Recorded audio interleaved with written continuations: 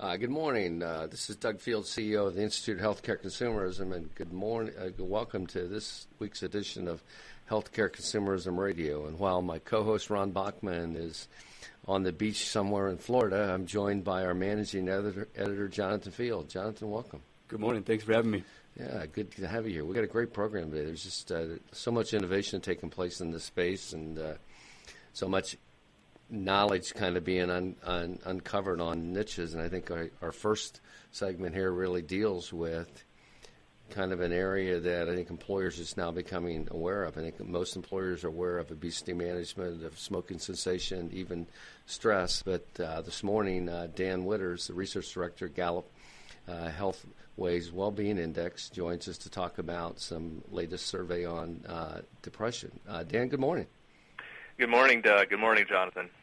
Hey, Dan, good to have you on the program. Really appreciate you spending here a few minutes with us here. Can you give our audience kind of your brief background and kind of the history of Gallup Well-Being Index before we get into the survey, please? Yeah, sure. Happy to. The Gallup-Healthways Well-Being Index launched on January 2nd, 2008, so we're in our sixth year now. And every single night of the year, except for the major holidays, Gallup interviewers are on the phone, landline and cell, English and Spanish, randomly surveying American adults. So through the first 5 years of measurement, we were talking to 1,000 adults every single night. Beginning this year, we're still doing 500 every single night. So we get very large sample sizes. We're up over 1.8 million completed surveys to date. And the instrument itself is about a 55-question long survey that asks people about a wide variety of different things having to do with their well-being. Yes, happiness is a part of it. So is physical wellness. Those are the two things that are most commonly associated with well-being. But the well-being index, by design, goes well beyond that.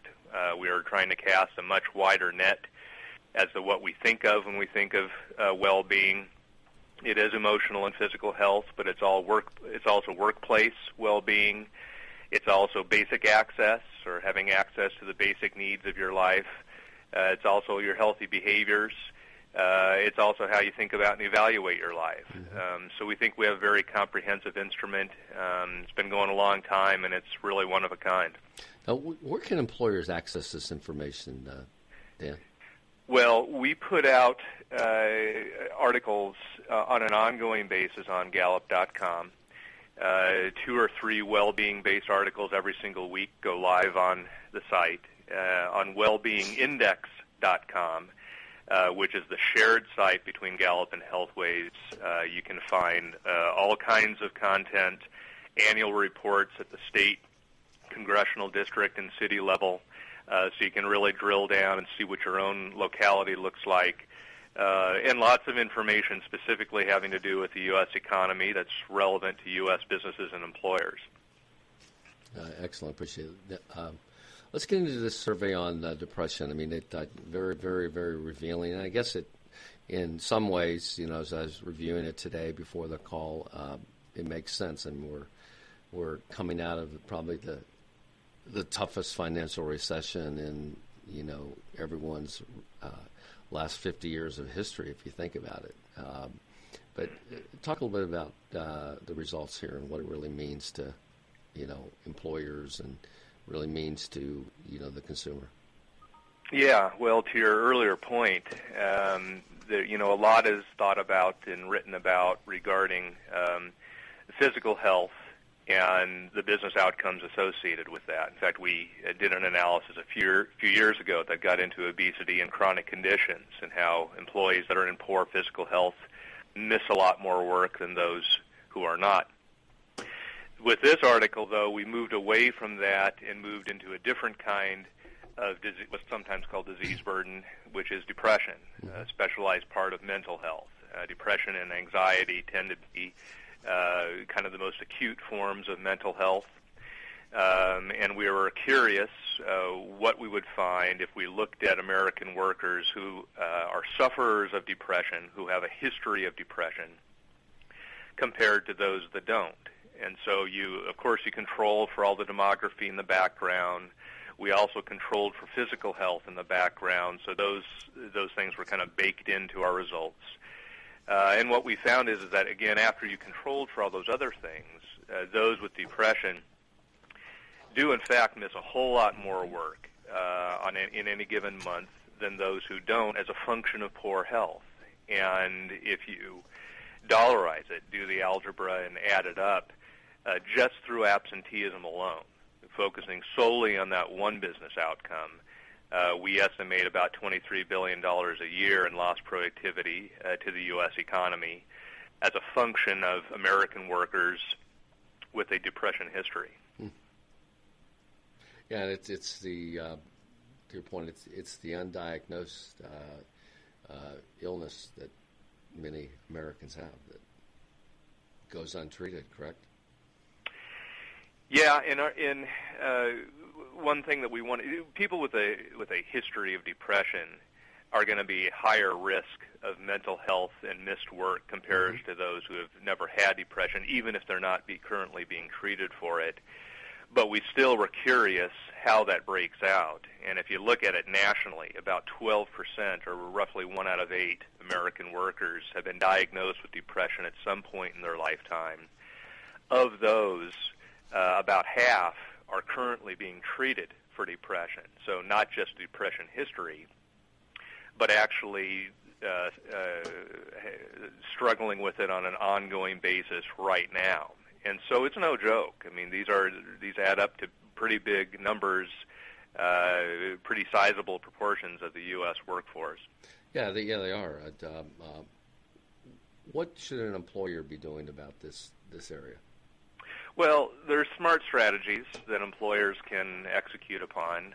One that a lot of, not all, but a lot of employers have been layering in or already have in place, or the EAPs, or the Employee Assistance Programs. And that's, where an employee can pick up the phone and dial a number and reach a live counselor on the other end of the phone who can address any number of different issues that they may need to talk about, including depression. EAPs are not the be-all and end-all to addressing this. Depression can be a very serious condition, but it's a good, smart, practical thing that employers can do. Physical wellness programs matter. Highly active and physically fit human beings are proven to be less likely to have mental illness, emotional health issues, and depression. So one good way to kind of keep a lid on it is to encourage people to be physically fit and provide physical wellness.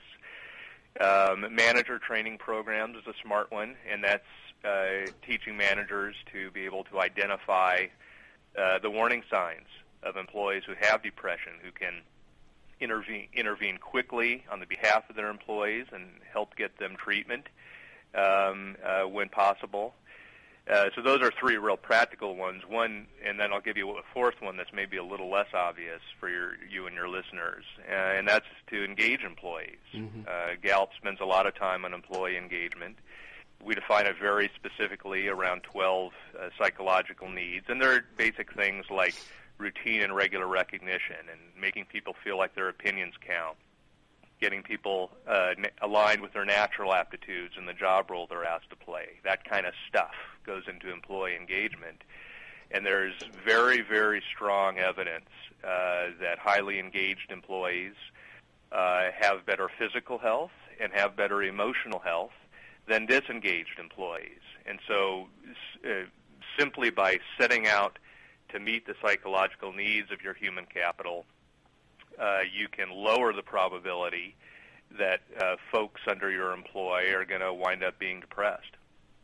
Yeah, it's interesting, Dan. That's synergistic with in our July-August issue coming out in HealthCare Consumerism Solutions. We are doing a major CEO profile on a executive leading a company out of St. Louis, and his whole leadership style and it flows down through his management is people-centric leadership. In other words,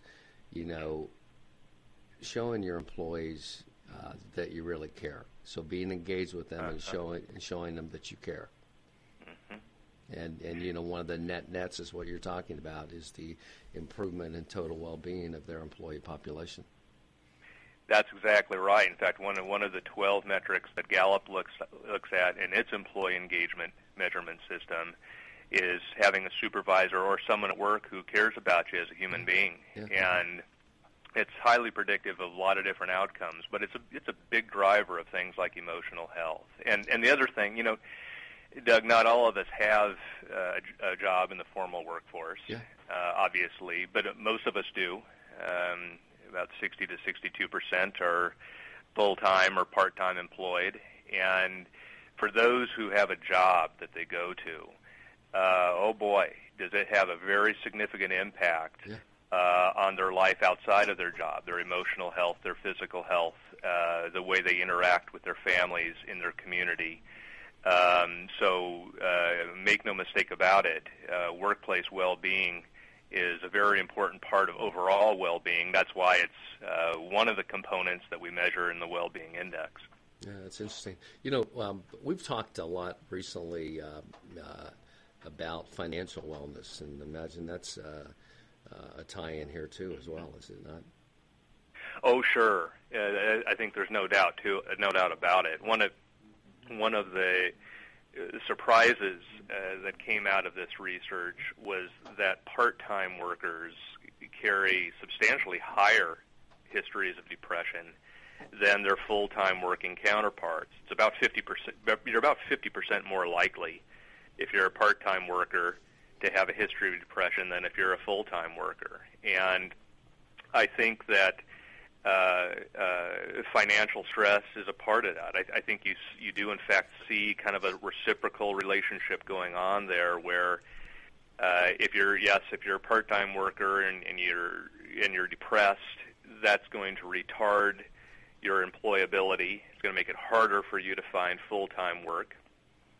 But the other direction is also true, that if you're in a part-time job where you're struggling to get by, struggling to make ends meet, you want to work full-time, but you can't find a good full-time job out there, that's going to cause you to be depressed. Yeah. And so it goes in both directions, and the tie-in to financial well-being, I think, is very real and very significant. Yeah.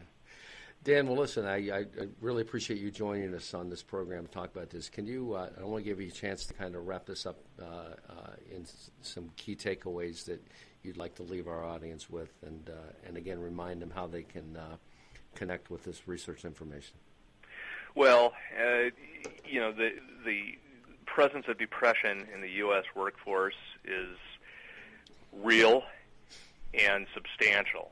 And it's something that's just tossing a lot of sand into the gears of the U.S. economy. It affects every employer out there. And so I think the most important takeaway is that the employers need to recognize that it's having a substantive effect on the people that work for them, and that oftentimes without real substantial financial investments on the part of the employer, they can put in place smart, common sense interventions that can positively affect change around this and reduce the probability that employees are going to become depressed to begin with.